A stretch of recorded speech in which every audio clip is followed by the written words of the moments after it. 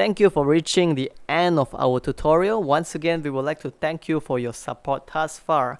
And if you find what we do here to be helpful, please help us by leaving a like, comment, subscribe, and share our videos. Thank you so much.